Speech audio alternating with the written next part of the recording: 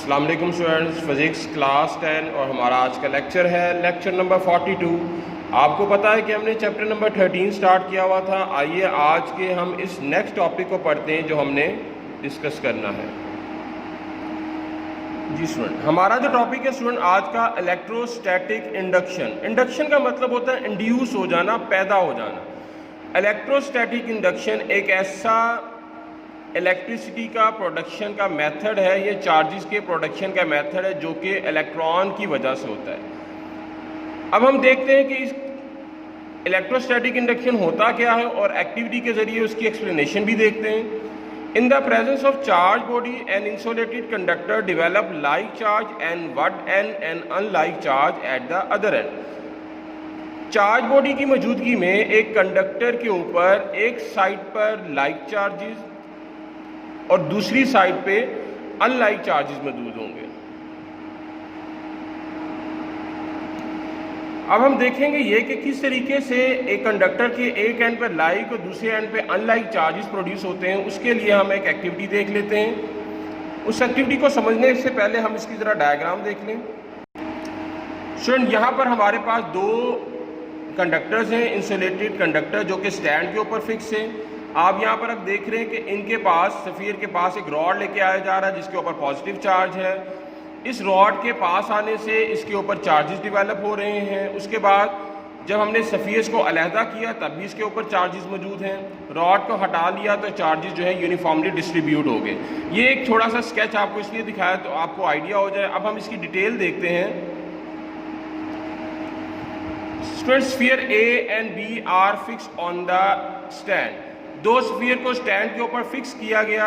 उसके बाद bring the positive charge rod to the A के पास एक रॉड लेकर आया गया जिसके ऊपर पॉजिटिव चार्ज था।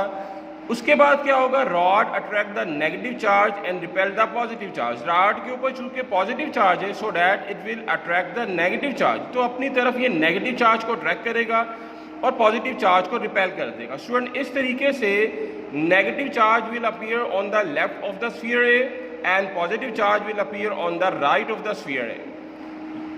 Next, separate the sphere. जब ये चार्जेस प्रोड्यूस हो गए तो हम क्या करेंगे, स्फीयर जो कि एक दूसरे के साथ बिल्कुल कांटेक्ट में थे उनको अलहदा अलहदा कर देंगे। तो रॉड इज नियर ए, लेकिन स्फीयर को सेपरेट भी कर दिया लेकिन rod is still in the sphere A. Rod अभी भी ए के पास है। Now test the two sphere both are oppositely charge. उसके बाद हमने जब इनको अलहदा किया तो ये नोटिस किया कि दोनों रॉड स्फीयर के ऊपर ऑपोजिटली चार्ज है। एक के ऊपर पॉजिटिव स्फीयर के ऊपर चार्ज है, दूसरे स्फीयर के ऊपर नेगेटिव चार्ज है। लास्ट में हम क्या करेंगे, इस रॉड को जो कि हम पास लेकर आए हुए थे स्फीयर्स के उसको रिमूव कर लिया गया। जैसे ही हमने रॉड को रिमूव किया गया तो चार्जेस जो कि स्फीयर के ऊपर मौजूद थे एक स्पेसिफिक डायरेक्शन में वो पूरे स्फीयर के ऊपर यूनिफॉर्मली डिस्ट्रीब्यूट हो जाएंगे। तो इस एक्टिविटी से हमें क्या पता चला कि हमारे पास चार्ज बॉडी की मौजूदगी में दो स्फीयर के ऊपर चार्जेस का अलहदा अलहदा हो जाना जो है वो इलेक्ट्रोस्टैटिक इंडक्शन कहलाता है।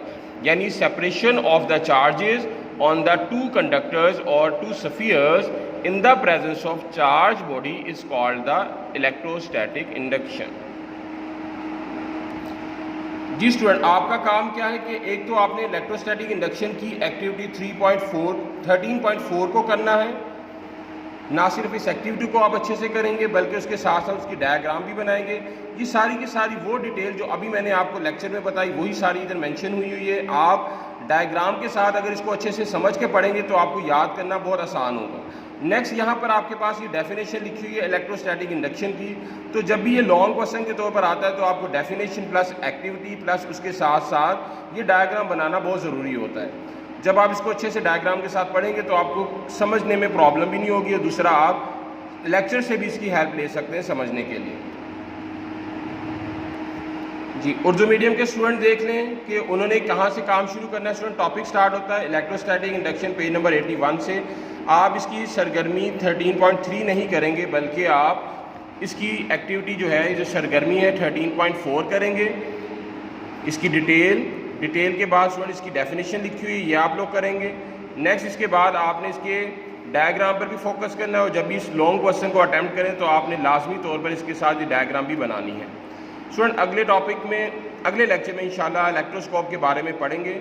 इंशाल्लाह मिलते हैं अगले लेक्चर में, तब तक के लिए अल्लाह हाफिज़।